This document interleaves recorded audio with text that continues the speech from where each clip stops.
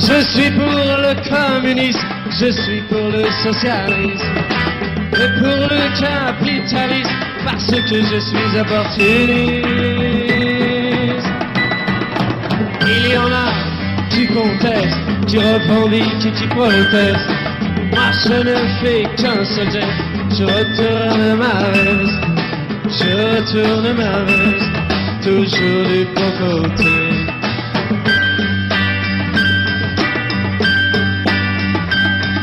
Je n'ai pas peur des profiteurs, ni même des agitateurs.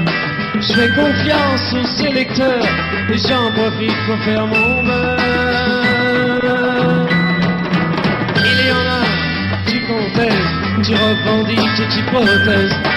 Moi je ne fais qu'un seul geste, je tourne ma veste, je tourne ma veste, toujours du bon côté.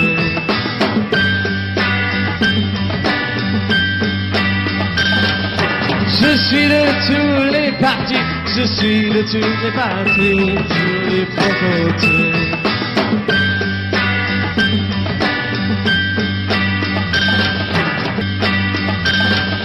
Je suis de tous les partis, je suis de toutes les coteries, je suis le roi des convertis.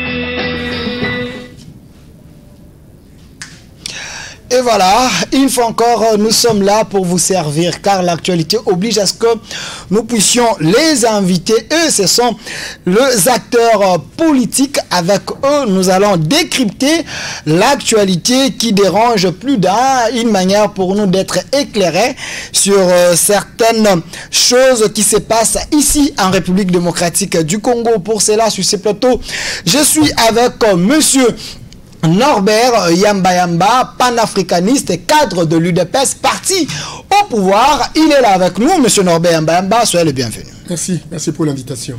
Également de l'autre côté, je suis avec monsieur Hubert Kabasubabo, un ancien gouverneur.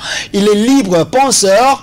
Également, il appuie les actions qui aident le pays d'aller de l'avant, mais il est un peu proche de Joseph Kabila. Il est là avec nous, monsieur Hubert Kabasubabo, soyez le bienvenu. Merci beaucoup. Voilà, je préfère commencer avec vous, mais au menu, nous avons vraiment l'actualité à traiter, mini-sommet de Goma, l'insécurité persistante de l'Est, dépassement budgétaire. Également, nous allons parler aussi de la réforme électorale, parce qu'il y a un groupe de 13 personnalités politiques, et le monde en parle, qu'il faudrait essayer un peu de bouger les choses pour qu'on ait les bonnes élections. Mais commençons par l'actualité, c'est le mini-sommet de l'Est, de Goma, encore reporté. Monsieur Hubert Kabasubabo, pensez-vous que c'était important que les chefs de l'État convoquent ces mini-sommets? D'abord, je voudrais vous remercier de l'invitation, mais également remercier monsieur Yamba, porteur d'une intellectualité de hauteur et d'épaisseur, donc pour cet échange, cette conversation avec vous, avec lui, mais également avec les téléspectateurs. Disons que le chef de l'État, il est chef de l'État, il est à la tête de l'État, et il est, je dis, l'institution directionnelle de l'État, dans un contexte, si vous voulez, d'une dispensation de l'alternance qui, fondamentalement, est une dispensation, parce que la dispensation de l'alternance, elle doit logiquement avoir, je veux dire, des options alternatives. Maintenant, en ce qui concerne précisément la diplomatie, la géostratégie dans la région, et également la modalité qui avait été conçue par le chef de l'État pour pouvoir échanger avec ses collègues, l'idée est fondamentalement bonne. Mais la démarche a apporté quelques aléas, notamment, il me semble qu'on n'a pas mûri suffisamment la question en amont. Évidemment, on comprend, on fait jouir au chef de l'État le bénéfice de doute, parce que bon, il vient d'accéder à l'impérium, donc il y a des dimensions de la complexité, je veux dire de la polygonalité géostratégique de cette problématique qui doit maîtriser. Et en dehors de ça, il y a aussi la problématique fondamentale de l'innovation ou le changement de paradigme sécuritaire, parce qu'on continue à opérer avec les paradigmes sécurité de la défense qui est fondamentalement militariste, qui ne prend pas en compte la dimension du développement économique, la dimension psychologique, la dimension sociologique et économique. Maintenant, le mini-sommet a quelque sorte capoté, non pas parce que le chef de l'État congolais l'a voulu, mais parce que il y a des implications, je veux dire, de la stratégie ou de la tactique de de ses correspondants ou des autres présidents. Bon, les gens ont parlé du conflit, de l'incompatibilité qu'il y a de faire asseoir président Kagame, président Museveni avec qui il est en conflit, et le président burundais avec qui il est en conflit, et notre président étant en très bon rapport apparemment avec le président rwandais.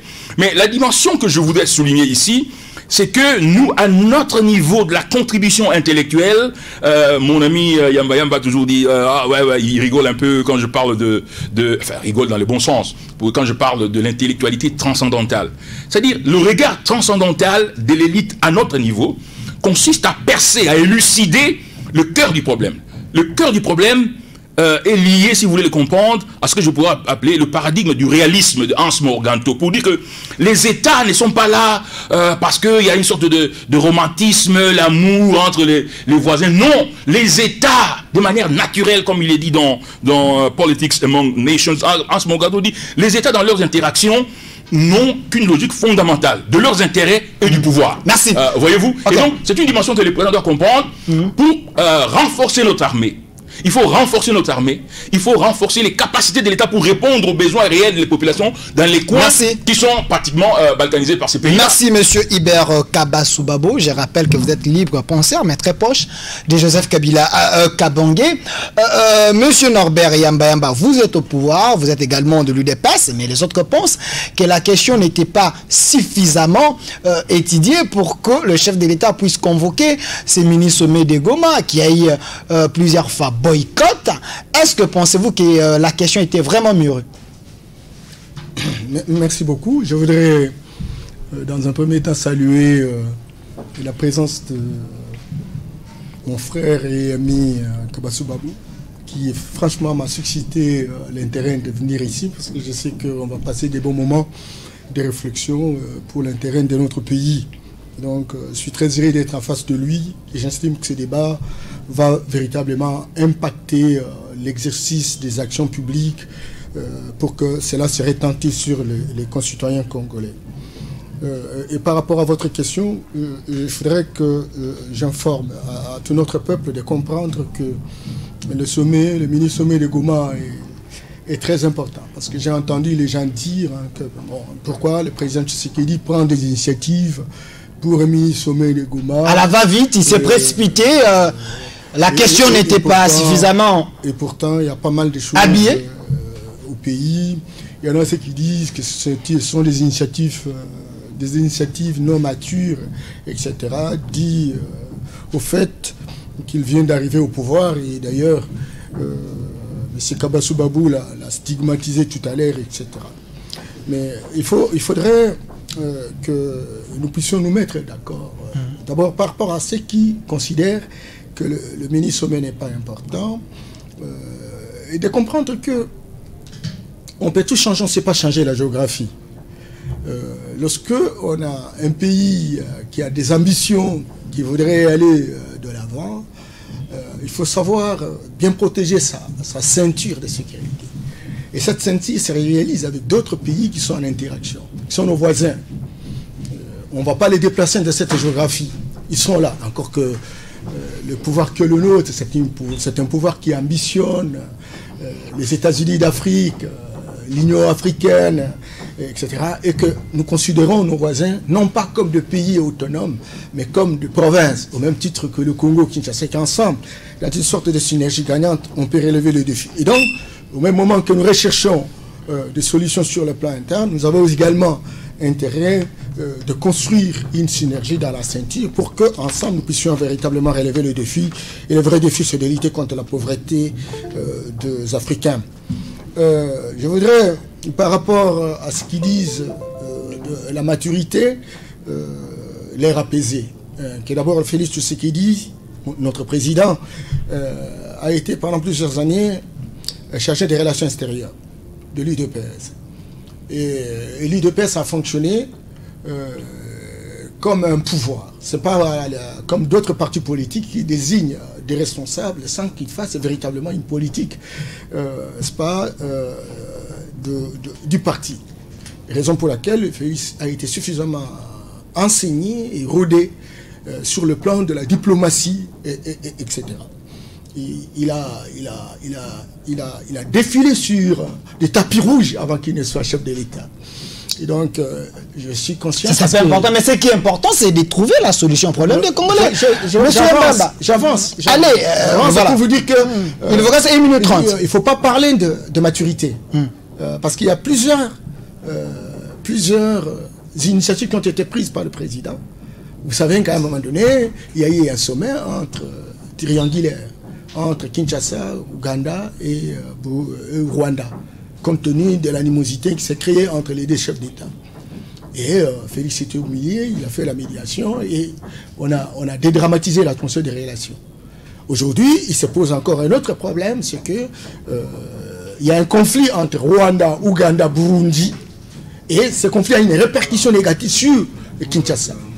Et ça va jusqu'en Angola. Et on a besoin véritablement qu'on se mette d'accord. Il y a aussi d'autres projets fédérateurs, d'autres projets intégrateurs. Et il prend l'initiative. Mais comprenez que c'est un président de la République qui est plus informé que nous autres. Si à un moment donné, aux États-Unis, il y a des intrus qui posent des actes incontrôlés, ou même des chefs d'État éliminés, on en connaît dans leur histoire. Et il n'y a pas un pays le plus renseigné que les États-Unis. Et en fortiori, un Congo, qui a plusieurs poches d'insécurité. Je m'excuse beaucoup. Et par rapport à ça, si il y a des informations précises autour d'une certaine insécurité, où il y a d'autres agendas qui ne correspondent pas à la réalité, il ne s'agit pas d'une question de maturité. Et d'ailleurs, lorsque vous écoutez notre Imhotep, que je considère un grand passeur, comme Kabassou, il a photographié la complexité des relations dans les Grands Lacs. Et il a démontré cela. Cela n'est pas le résultat d'une immaturité. Mais il s'agit d'une question de la complexité. Ce qui n'est pas la première fois que le chef de l'État puisse au moins se voir avec ses collègues. Mais pour quel résultat? Parce que les gens pensent que ce n'est pas la première fois. Mais l'Est souffre toujours. Il n'y a pas toujours de résultat. C'est comme si vous êtes en train de titiller sur la question. Non, mais écoute, arrêtez. Quand on fait une discussion de fond, il faut aller dans une analyse qualitative et quantitative. Ça veut dire quoi? Ça veut dire en fait savoir apprécier le point initial et le point d'arrivée. Dans le point initial, il y a un problème. Quelle est la destination que nous voulons? Et hier, comment cela s'est présenté? Et aujourd'hui, comment ça se présente? Et lorsque vous analysez l'écart entre le point initial et le point d'arrivée, hier, c'était très dramatique. Okay. Aujourd'hui, il y a des évolutions positives. Donc, il y a des avancées. Lorsqu'on ne comptabilise pas ces avancées, et donc, c'est vraiment commettre une erreur scientifique et grave. Et je vous dis qu'aujourd'hui, avec le déploiement qui a été monté, des militaires qui partaient de 11 à 21 000, avec une mobilisation des matériels sophistiqués, avec une diplomatie agissante, avec une convergence... Je n'ai pas très juste, vous avez déjà dépassé plus de 2 minutes par rapport à ce que Kabassou avait dit. Monsieur Béar Kabassou, est-ce que sentez-vous, selon Oyamba Yamba, qu'il y a les avancées depuis l'entrée au pouvoir du nouveau président, Félix-Antoine Tshisekedi, pour le problème de l'Est, parce qu'il avait promis la paix? Est-ce qu'il y a les avancées, ou soit sentez-vous qu'il y a encore des tâtonnements pour la sécurité à l'Est? Je dirais qu'il y a des insuffisances, mais ce ne sont pas des insuffisances que l'on pourrait attribuer au président Tshisekedi. Il y a des insuffisances qui sont systémiques.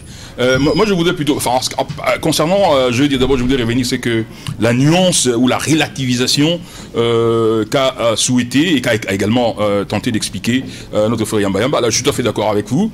Et il n'y a pas la notion des maturités, moi, je pense qu'elle n'est pas pertinente.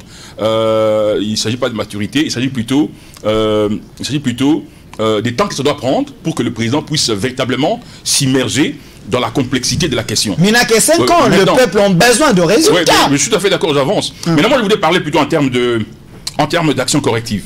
Vous voyez, la dispensation de 2001 à 2018 a permis de construire l'armée, parce qu'il n'y avait plus d'armée. L'armée de Mobutu était en débandade, et puis AFDEL, c'était des forces éparses, et puis avec les RCD, la guerre du RCD, MLC, tout ça, il fallait passer de 300 000 hommes à 100 000 hommes, faire les DDR, etc., recomposer l'armée. Et maintenant, la dispensation de l'alternance est une dispensation dont le leadership devait actionner une impulsion améliorative très accélérée.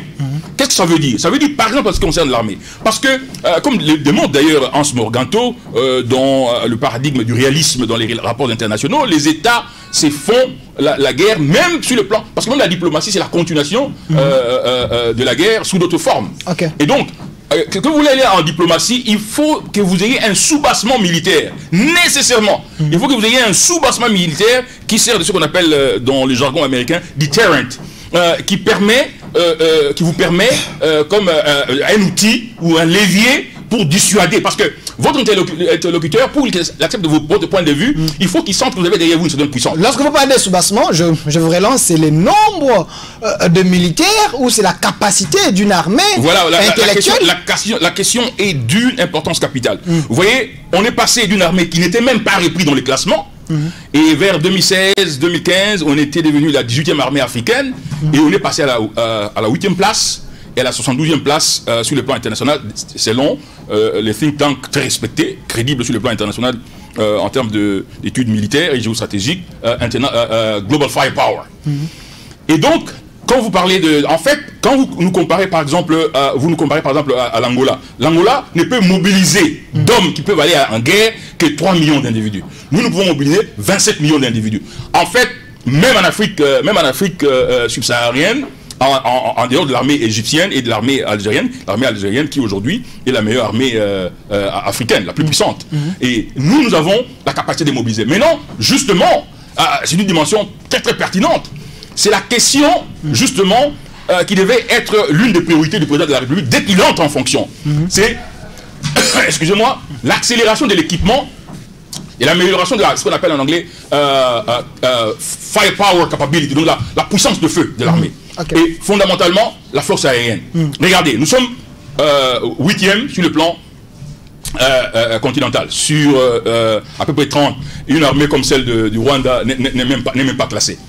Maintenant, notre plus grande faiblesse, nous avons 3 faiblesses dans notre armée. Ok. 3 faiblesses d'une catégorie militaire et d'autres faiblesses, 2 peut-être ou 3, sur le plan étatique. La première faiblesse, c'est sur le plan de la force aérienne. Nous n'avons que 6 avions de combat. On va dire non, c'est que défense, non. Pour un grand pays comme le Congo, 6 avions de combat. Évidemment, nous venons de loin. Nous venons de loin. Sous Mobutu, les Maquis, les Soukissa, qui étaient des avions de chasse supersoniques, ont été pris, etc. On n'avait plus d'armée. On n'avait plus de forces aériennes. On a que 6 avions de chasse. Si vous allez dans le site web de Global Firepower, vous allez voir ça.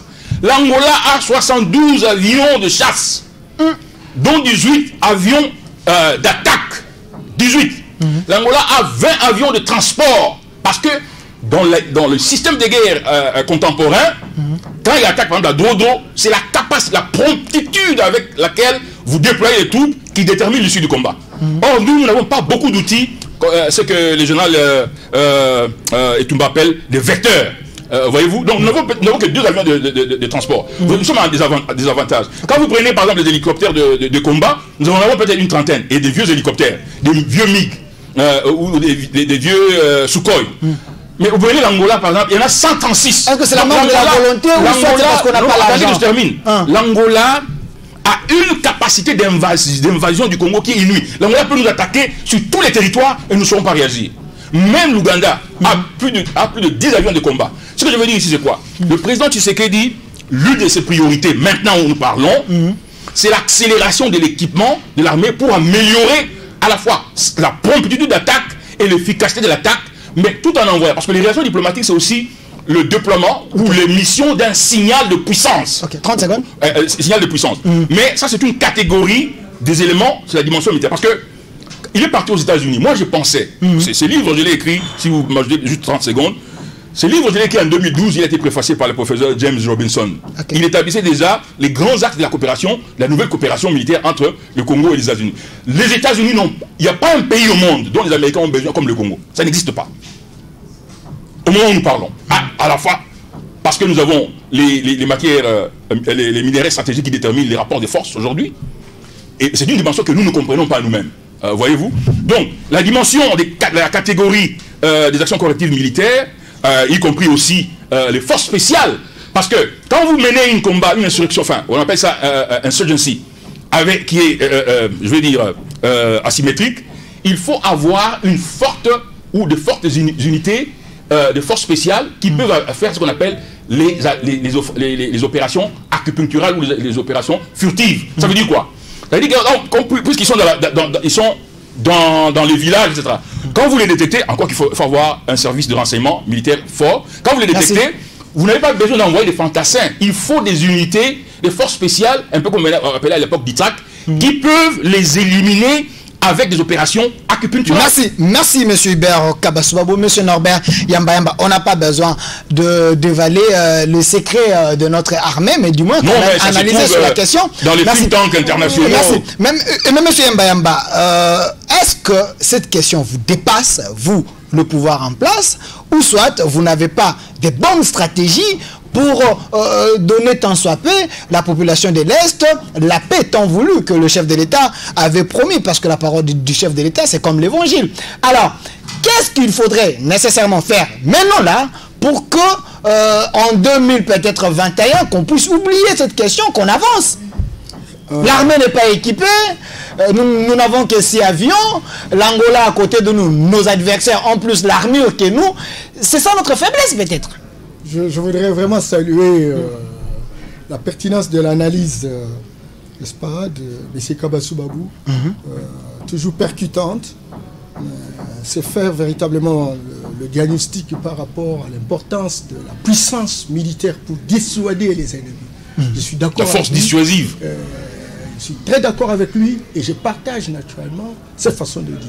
Ok. Mais je nuance tout petit peu en disant, au même moment qu'il reconnaît que nous avons la 8e place ou le 10e, nous sommes parmi les top 10 de la puissance. Plus que même le Rwanda. C'est au même moment qu'il constate que nous n'avons rien, nous n'avons pas d'argent. Nous n'avons pas suffisamment.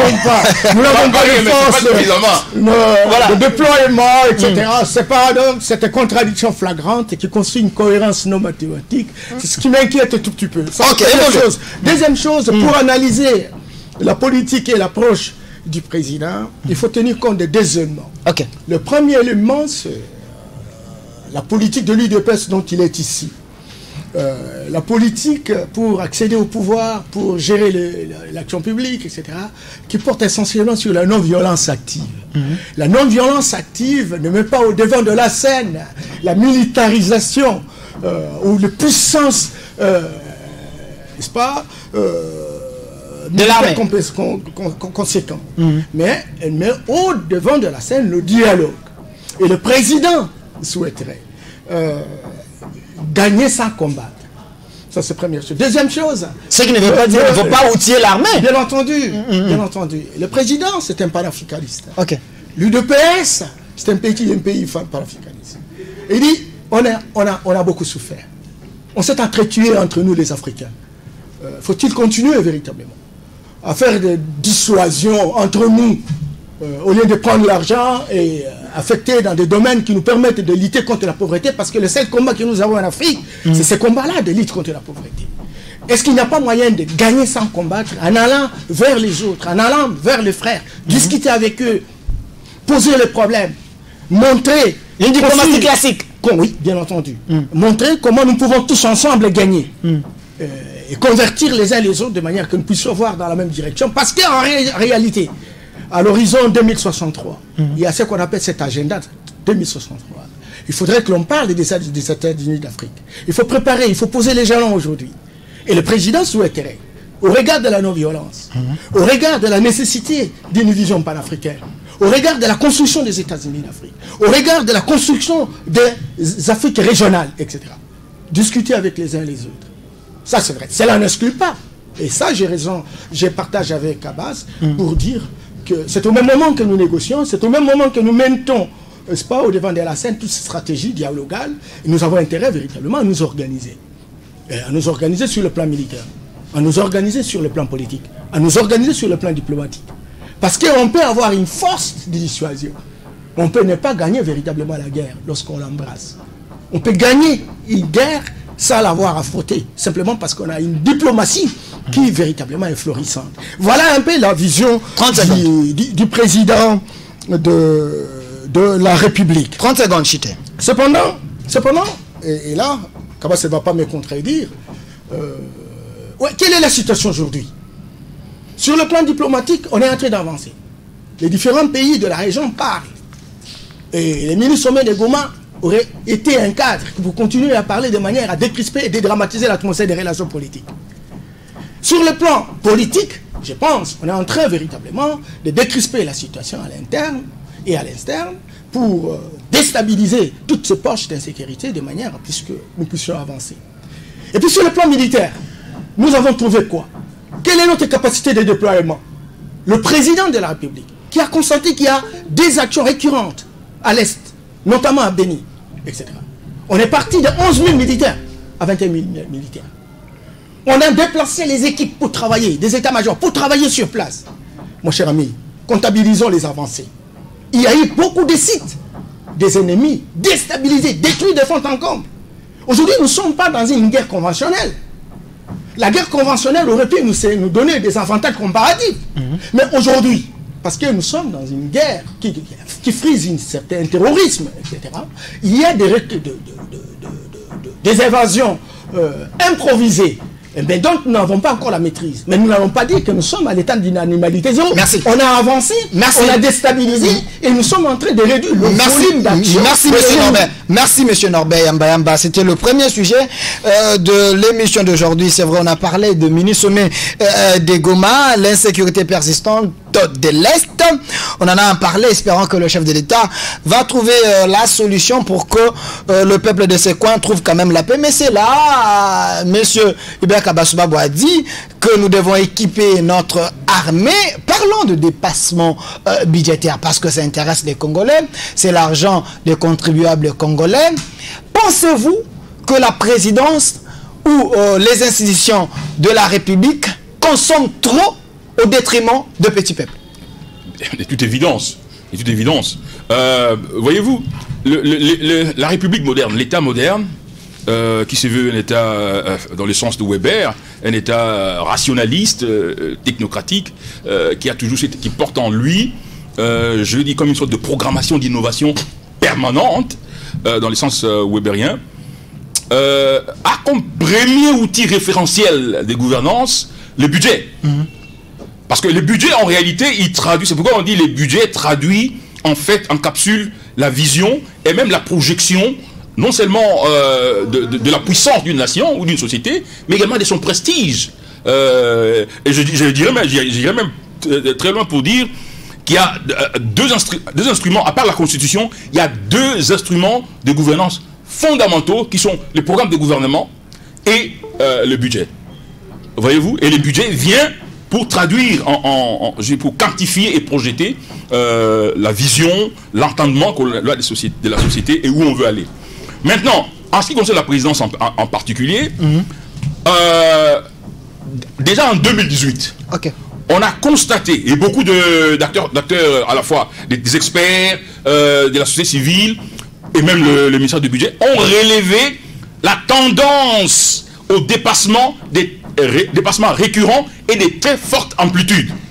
Exemple concret. En 2019, pour la rubrique budgétaire des frais de fonctionnement, la présidence, suivez-moi très bien, la présidence au mois de mai a dépassé de 4 fois les crédits budgétaires qui étaient prévus, qui étaient de 93 milliards de francs congolais. Qui était plutôt de 23 milliards. Les crédits budgétaires pour les frais de fonctionnement étaient de 23 milliards de francs congolais. Mais au 31 mai 2019, la présidence a dépensé pour les frais de fonctionnement 93 milliards de francs congolais. Donc 4 fois, au mois de mai. Au mois de mai. 4 fois au mois de mai. Quel argent prévu? Voilà. Donc, le trésor public a dû suppléer. Maintenant, en 2020, cette propension a continué de manière systématisée. Maintenant, il n'y a pas seulement des dépassements outranciers, excessifs, de très fortes amplitudes. S'il y a un dépassement de 10%, on peut comprendre, on peut expliquer. Et on peut expliquer au ministère de budget pour dire, voilà, on peut faire peut-être des transferts de crédits. Mais en 2020, en 8 mois, la présidence, je ne parle pas du président de la République comme institution, je parle de la présidence comme service public, a utilisé sur des crédits de 50 millions de dollars américains pour les rémunérations, a utilisé 55 millions de dollars américains. Donc, les trésors publics devront maintenant trouver, quelque part, 27 millions de dollars américains pour suppléer. Mais il faut d'abord qu'on explique pourquoi on devait faire un tel dépassement. Il faut qu'on explique. Et les experts savent que, les auditeurs, les experts savent que de tels dépassements récurrents, systématisés et de très fortes amplitudes sont symptomatiques des détournements. Ça veut dire des allocations irrégulières ou des affectations illicites vers des fins qui ne sont pas autorisées. Merci. Pour que, j'ai fait une lettre ouverte, aux députés, aux sénateurs pour dire, quand on va faire la reddition des comptes, encore qu'il ne faut pas faire la reddition des comptes mécanique, ritualiste, où la Cour des comptes vient, explique, c'est la menthe, et puis on dit, ok, ça va, quelques remarques, et puis on passe. Non! Il faut qu'il y ait un audit, triple audit, à la fois budgétaire, financier et managérial. Pourquoi? Je suis par là. Parce que on a tous été scandalisés, en fait, des scandales du siècle, avec les détournements des 57 millions de dollars, qui a été concocté à la présidence de la République comme service. Ça a été concocté au cœur même de la présidence de la République. Mais on n'a jamais vu de manière transparente et indépendante, on a vu des actions correctives implémentées pour assurer les citoyens que les forfaits, pour ne pas dire des forfaitures de cette nature, vont être répétés. Et il faut donc que tous les programmes qui ont été initiés par les services publics d'État appelés président de la République, il faut que tous ces programmes puissent être évalués de manière indépendante. Merci. Parce que l'IGF, l'inspection générale des finances, l'IGF est un service de la présidente, donc on ne peut pas être juge parti. Merci. Et la Cour de compte fonctionne. Merci, monsieur Hibert Kabassoubabo, libre penseur, proche du président, de l'ancien président Joseph Kabila Kabang. Ici, on réfléchit pays. Monsieur Norbert Yamba, ça tombe bien, vous êtes de l'UDPS, vous êtes parti au pouvoir, vous êtes avec le président de la République, Félix Antoine Tshisekedi, qui dit comment expliquer ces dépassements. Vous nous avez amené l'état de droit, le respect des textes et autres, bonne gouvernance. Comment expliquer cela avec tous ces chiffres à l'appui? Merci beaucoup. Je salue encore une fois M. Kabassoubabo de faire une très bonne analyse financière de ce que cela représente. Même si je suis tout peu inquiet, il n'a pas cité aucune source, il a parlé de société civile. Or, il y a des sociétés civiles. Ah, il devait citer des sources. C'est l'émission de budget. C'est l'émission de budget. Voilà, merci. L'Afrique en a parlé, ODEP en a parlé, parce que la plupart... Voilà, il est protégé par moi. Évoluez. Le ministère du budget. C'est l'émission du budget. Je suis tenté de vous dire qu'une fois, lorsqu'on a parlé de dépassement budgétaire, c'était une association spécialisée de la société civile, ODEP, qui a brandi les chiffres sur le marché public. Et j'ai ressenti la réaction alors du ministère du budget qui disait que c'était faux et archi-faux. Parce que tout ce qui était largué par ODEP à son temps, donc moi j'en étais une fois dans le parcours de cette structure, parmi les géniteurs, etc., ça a été révélé comme étant des allégations sentimentales, diffamatoires, qui ne reposaient sur aucun socle. Donc, lorsqu'on émet ces genres de chiffres sur la place publique, il faut toujours avoir de réserve, même si nous avons besoin véritablement que nos institutions aient l'orthodoxie nécessaire, justement, pour bien gérer les finances publiques. Et ça, c'est première chose. Deuxième chose, je voudrais apaiser Kabas, qui est du reste aussi financier, que le budget peut être déficitaire aussi. Ce n'est pas un événement. Ça veut dire en fait que les dépenses vaut plus que le disponible. Et lorsqu'on est en cours d'exercice d'un budget, etc., il peut y avoir des urgences. Et ces urgences demandent véritablement qu'on y aille dans la procédure d'urgence. Et quand on y va dans la procédure d'urgence, on peut aller au-delà de prévision. Quatre fois que l'argent encore qu'il faut justifier. Et c'est comme ça que les institutions s'installent. C'est comme ça que les structures se mettent en place pour dissuader et créer un système de surveillance mutuelle. Vous avez suivi à un moment. Et lors du Conseil des ministres, il a été décidé que l'on puisse respecter les procédures budgétaires de décaissement de l'argent. Et qu'aucune procédure d'urgence ne puisse véritablement être au rendu opérationnel sans respect de la chaîne de dépenses. Ça a été une décision qui a été pilotée par le président de la République qui voulait donner du tonisme pour dire arrêtez, messieurs, arrêtez des procédures d'urgence parce que ça pousse à aller au-delà de prévisions et cela est un scandale sur le plan de gestion financière. Voilà. Donc, si on voudrait véritablement critiquer l'action présidentielle, etc., il est tout à fait normal de comprendre s'il n'y a pas eu de mesures correctives. Il me semble que ces mesures correctives ont eu lieu. Raison pour laquelle on a requinqué même l'inspection générale des finances. On a requinqué la Cour des comptes. On a même demandé, n'est-ce pas, à l'Assemblée nationale comme au Sénat d'être un peu plus correct de manière à contrôler le ministre pour que le monitoring véritablement de la gestion soit rendu opérationnel. Donc, moi je pense que la question de déficit ou la question de dépassement, ce n'est pas une question étrangère. Je ne voudrais vraiment pas revenir sur les chiffres de l'ancien régime. Ce n'est pas ce qui nous importe, parce qu'on me dira finalement qu'on ne va pas faire la même chose que l'ancien régime. Mais lorsqu'il s'agit de comparer 50 millions à 55 millions avec un déficit, n'est-ce pas, un dépassement de 5 millions de dollars pour les moyens d'État à la présidente de la République, encore qu'il faut simplement avoir la mauvaise foi pour ne pas reconnaître quand même certaines mesures d'orthodoxie, certaines mesures rigoristes qui permettent véritablement à l'État d'être bien géré. Merci. Monsieur Béar Kabasbabo, vous avez donné des chiffres. Est-ce que pensez-vous c'est parce que il y a eu la création de nouvelles agences à la présidence de la République, c'est ce qui a poussé à ce qu'il y ait trop de dépenses, ou soit on doit limiter la création des agences, ou soit supprimer certaines choses pour que l'argent des contribuables congolais bénéficie quand même même au petit peuple, parce que bientôt là, vous avez suivi la rentrée parlementaire, nous devons quand même équilibrer les choses pour que le pays se retrouve.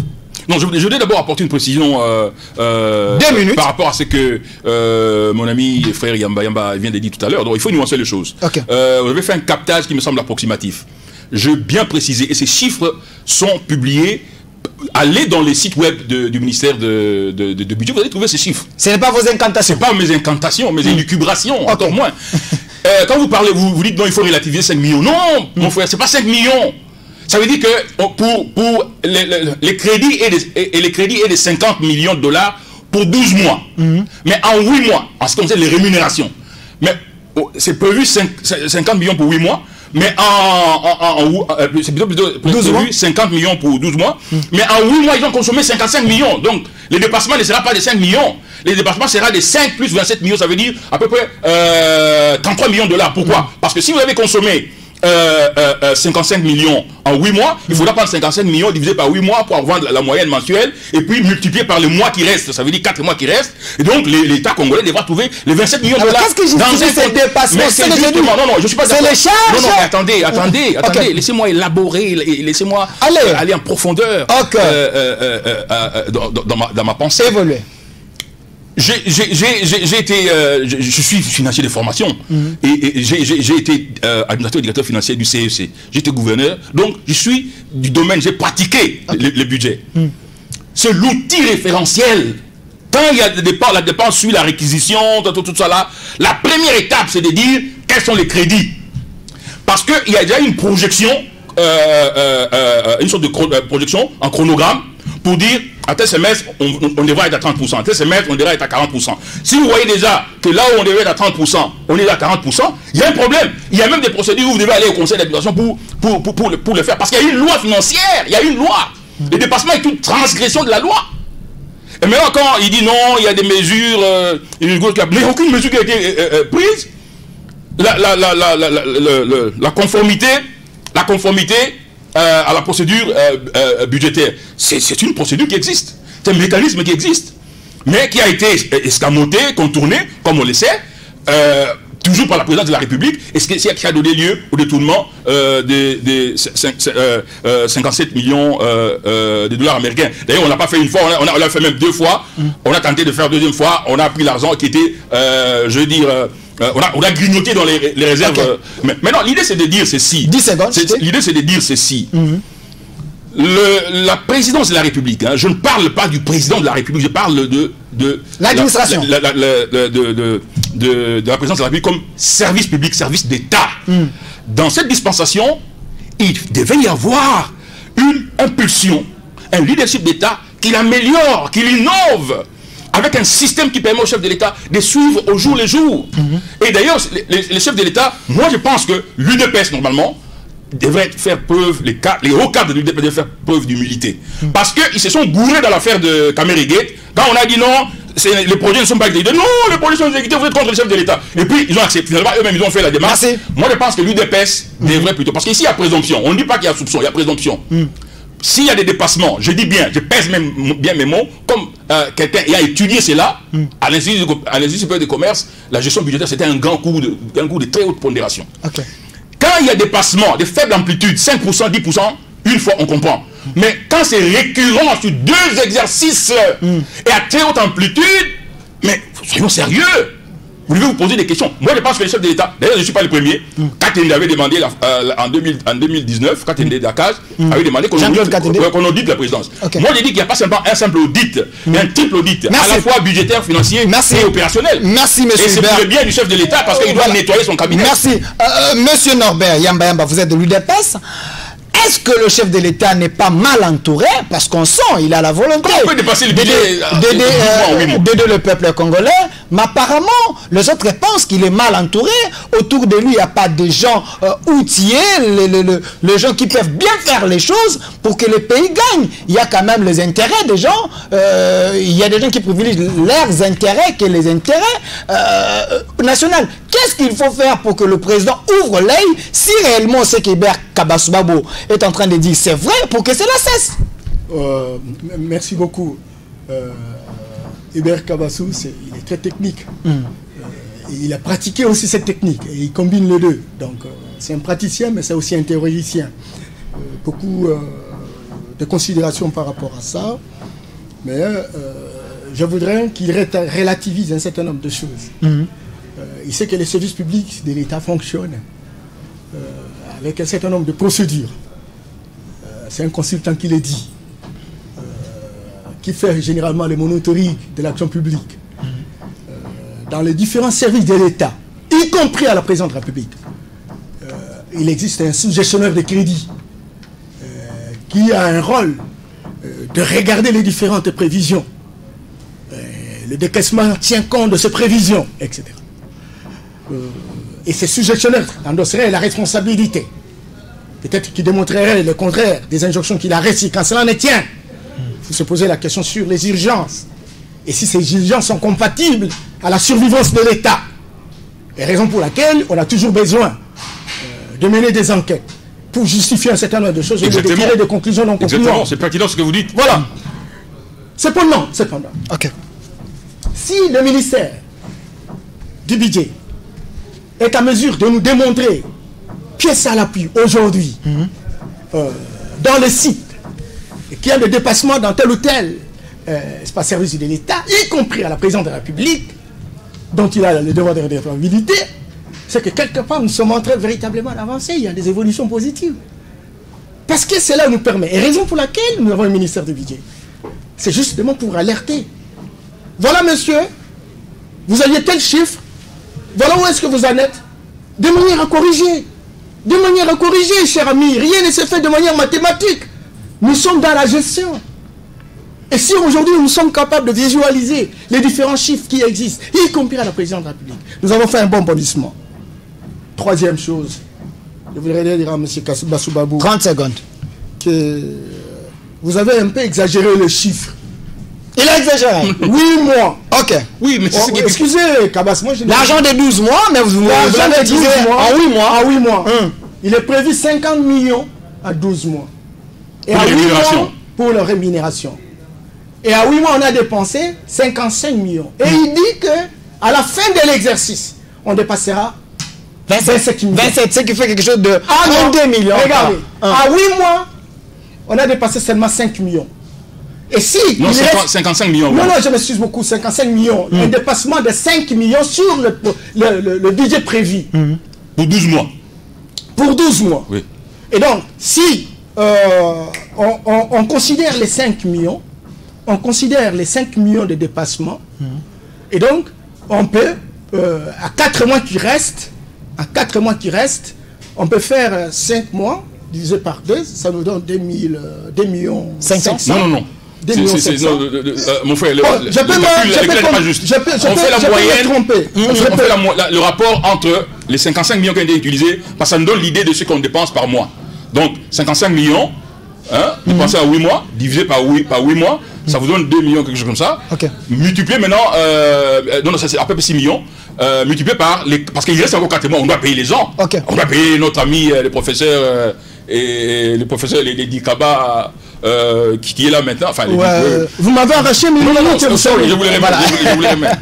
Donc, je voudrais dire, peu importe les nombres, peu importe le chiffre, ce qui est bon bondissement pour nous aujourd'hui, c'est les institutions sont en train véritablement de travailler. Le système d'alerte est opérationnel. Et la régulation est impossible parce que déjà sur base de ce système d'alerte, il y a une décision qui a été prise. Celle véritablement de ne plus occasionner les procédures d'urgence pour ne pas aller vers le dépassement. Parce que, croyez-moi, voilà comment le président de la République va s'occuper que, voilà, à tel chiffre qui sort, il doit être là. Non. Merci. Merci. Il a raison. Gouverner, c'est prévoir. Donc, les soucis est que la présidence, soit le chef de l'État, ouvre l'œil parce que c'est l'argent des contribuables congolais. Nous devons respecter. Nous sommes dans l'État de droit. Il faut respecter tout selon le droit. Je vous donne le mot de la fin parce que nous devons parler d'un dernier sujet. Réforme électorale. Je commence par M. Hubert Kabasoubabo. Ça s'annonce déjà en 2023. Il y a les autres qui pensent que Kabila peut revenir encore en 2023 comme candidat président de la République. On avait vu l'ancien président au Sénat comme sénateur à vie. Est-ce que cette hypothèse, ça serait normal qu'il revienne comme candidat président de la République?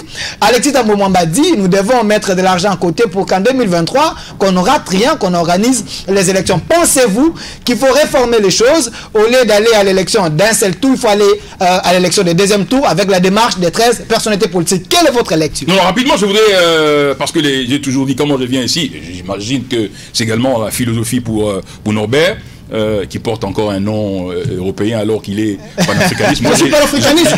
Par respect à l'opinion, j'ai dit, bon, je l'accepte même si je ne crois pas à ça, mais sinon je m'appelle... C'est du matin. Merci. Je vais vous appeler pour un autre débat. Merci. Ça serait pour un autre débat. Merci. Voilà, ce que je voulais dire, c'est que... 2 minutes. On est vraiment à la fin. L'émission a une fonction pédagogique ou démopédique pour parler comme les révolutionnaires français, Joseph Proudhon. Donc, en termes d'action corrective, moi je pense que l'une des missions au niveau de la modernisation de l'État, au niveau de la présidence et du service comme service public, et même au niveau de l'institution présidente de la République, l'une des actions correctives, c'est la modernisation de l'innovation de système opérationnel de la présidence, notamment en introduisant ce qu'on appelle les e-government. Je ne suis pas d'accord avec mon frère Yamba, parce que les présidents, normalement, c'est pourquoi j'ai dit qu'il faut faire un audit opérationnel. Je ne pas de management, des systèmes de management. En fait, ce qu'on appelle les e-government. E-government, ça veut simplement dire un système de gestion qui recourt à la computation dans l'ordinateur, aux algorithmes. Tous à la Maison Blanche, même à Kigali ici, même en Afrique du Sud, à la présidence et dans le gouvernement de manière générale, il y a des programmes informatiques attitrés sur lesquels le président a de niveaux d'accès sécuritaire. Le président peut entrer dans ces programmes-là, il est lié à la Banque centrale, il est lié à tous les ministères. Il peut vérifier, il peut regarder quel est le solde du compte à la Banque centrale. Il peut regarder quelles sont les lettres qui sont entrées. Il peut regarder quelles sont les réquisitions des fonds qui sont là-bas. Il peut regarder quelle est la disponibilité. C'est faisable, si c'est possible. C'est faisable, mais il faut moderniser. Il faut moderniser. Mon frère, je ferme la parenthèse. Juste un mot pour vous apaiser qu'il existe 63 projets numériques. Et dans ces projets numériques, il est prévu à la présidente de la République un serveur central qui nous donne les informations de manière instantanée, que ce soit au niveau de la mobilisation des recettes, que ce soit au niveau de la sécurité, que ce soit au niveau des entrées pour voir les différents... Mais si c'est le cas, pourquoi alors le l'État fermer l'œil? Parce que si c'est que... Si ça existe, ça fait 2 ans. Si c'est que l'État il y a l'opacité. Il y a toujours des détournements, même aux États-Unis dont vous faites un... Non, mais pas de manière récurrente. Mais c'est ça le système d'alerte. d'alerte, on est en train de faire la régulation. C'est comme ça il existe ce qu'on appelle la rétroaction. Il y a des actions qui sont posées. Lorsque ces actions ne sont pas conformes ni compatibles au principe, on les régule en mettant d'autres actions qui permettent véritablement de régulariser la situation. Mais mon frère, tout ce qu'on peut constater de manière tangible, dans la concrétude, c'est qu'il y a des déficiences parce qu'on a détourné 57 millions. 30 secondes. On a vu. Bon, mais non, il faut que la question je vous informe que la présidence aujourd'hui, et vous savez, c'est pas pour rien qu'on a mis en place un autre chevronné très professionnel, François Mwamba, qui est un économiste, qui a fait preuve et qui visiblement s'occupe d'un domaine qui devra faire le suivi. Espérons qu'il fera bien son travail. Attendez, je peux récupérer. Une minute, on est à la fin, c'est votre mot de la fin. Réforme électorale. Bon, je pense que les réformes électorales souffrent d'indigence ou de vacuité politologique. Parce que je ne comprends pas que des gens qui ont été à Sun City estiment qu'aujourd'hui, écoutez, il y a eu toute une théorie, tout un paradigme de démocratie, de démocratisation, parce qu'aujourd'hui, il faut réfléchir. Des intellectuels de notre niveau réfléchissent système politique, pas de manière segmentée pour dire réforme. Très rapidement, on ne peut pas comprendre que des intellectuels sérieux à ce niveau-là disent non, il faut enlever les scrutins proportionnels aux législatives et mettre les scrutins majoritaires. Il y a tout un travail scientifique qui a été fait avant Sun City pour dire, et c'est démontré, que les pays qui sont politiquement sous-développés et les pays qu'on appelle les sociétés segmentées, ça veut dire où les partis politiques sont sous-développés et que les clivages partisans correspondent plus ou moins au clivage tribal. Il faut la représentation proportionnelle qui permet de capitaliser tous les scrutins et qui permet une plus grande représentativité des partis politiques charriant ou portant les différentes sensibilités tribales, etc., etc. Donc vous ne pouvez pas parler aujourd'hui, et d'ailleurs il y a beaucoup de pays où il y a on pratique les scrutins majoritaires et les débats a été qu'il faut réformer ces pays-là plutôt en introduisant la représentation proportionnelle. Et la démarche de 13 personnalités politiques, ils ont déposé elle souffre d'une indigence politologique parce que les gens ont fait une approche trop électoraliste, trop juridiste, et je comprends, il y a plein de juristes là-bas. Honorable Denis Sanga, je lance l'appel. Si possible pour un débat. On ne peut pas comprendre, on ne peut pas comprendre que les gens se mettent debout, disent non, faisons un dialogue, on allait dépenser 1 million, 2 millions de dollars pour les 10 résolutions là. Et l'autre élément, je détermine par là. Ils disent non, il faut pour l'élection de sénateurs et de gouverneurs, que les tickets des gouverneurs soient d'abord déposés avant et que les députés provinciaux, maintenant, en allant déposer les candidatures, indiquent pour quel gouverneur ils votent. Si l'argument est qu'il faut éviter la corruption, mais l'argument est indigent parce que si vous avez 100 candidats ou 500 candidats, je peux leur donner 20 000 $ chacun de tous les candidats de la province. Merci, monsieur Berkabasoa. Vous accepterez un débat avec l'un des 13 parlementaires, honorable Denis Sanga et tous les autres. Vous accepterez? Merci. La même question à vous. Les réformes électorales en 2023. Du côté cash, il y a certaines personnes qui pensent qu'il fallait même en 2030 parce qu'il faut aller au recensement, donner l'identité aux Congolais avant d'aller aux élections. Pensez-vous que vous serez prêt à organiser les élections en 2023 quand vous êtes de l'UDPS? Ça me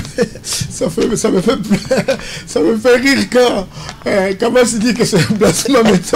Il n'y a pas longtemps, il disait que l'identification, le recensement, c'est très important. Il y a même des gens qui ont développé des théories assez importantes.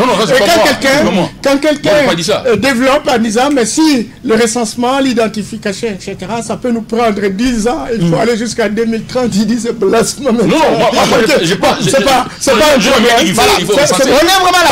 Par contre, c'est vous, Norbert, qui avez fait des marches, les gens sont morts pour dire pas question de recensement, pas question d'identification. Quand on a parlé de Loumanou, président de tout de recensement, il faut aller seulement aux élections. Voilà. Moi, je pense qu'à ce stade ici, il est tout à fait aberrant de dire non, les élections ne peuvent avoir lieu. Félix doit rester pendant 10 ans. On ferait les élections. Est-ce que donner l'identité aux Congolais, c'est empêché? Voilà, merci. On est au moment de la fin. Une minute, terminons l'émission. Je voudrais que... Quand on est intellectuel, je pense que les deux personnages ici sont des penseurs. Vous m'avez pris mes minutes, moi j'ai pas... Je pense qu'il ne faut pas donner l'impression que 2006, 2011, 2018, tout s'était bien passé, comme se déroulait. Non. Il y a des choses différentes pour lesquelles nous devons reprocher et photographier la situation, chercher des remèdes c'est quand même très utile.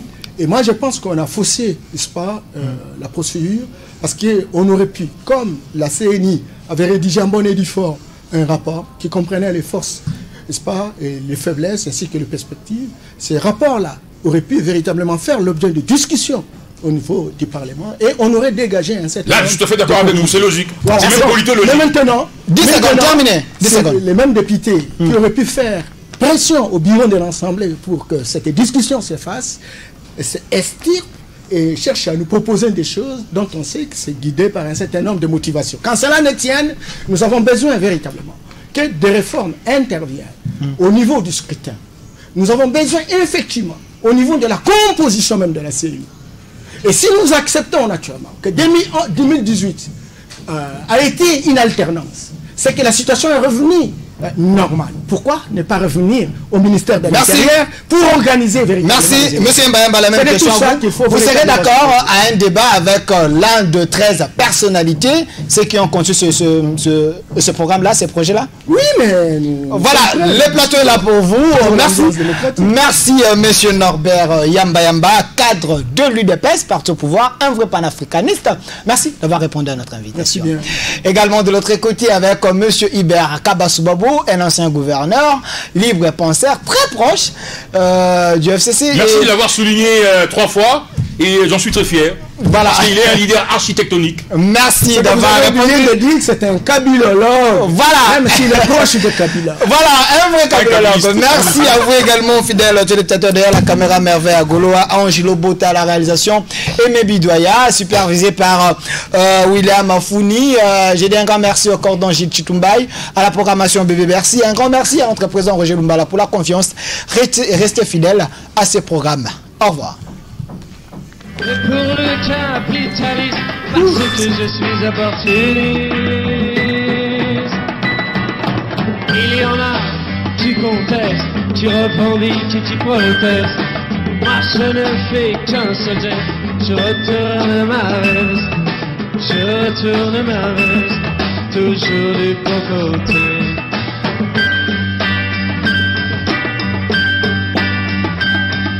Je n'ai pas peur des profiteurs, ni même des agitateurs.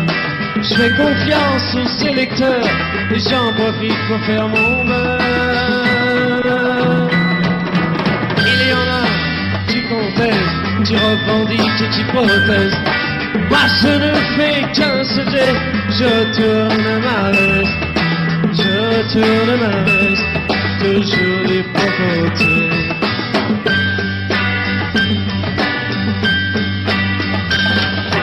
Je suis de tous les partis, je suis de tous les partis, tous les côtés.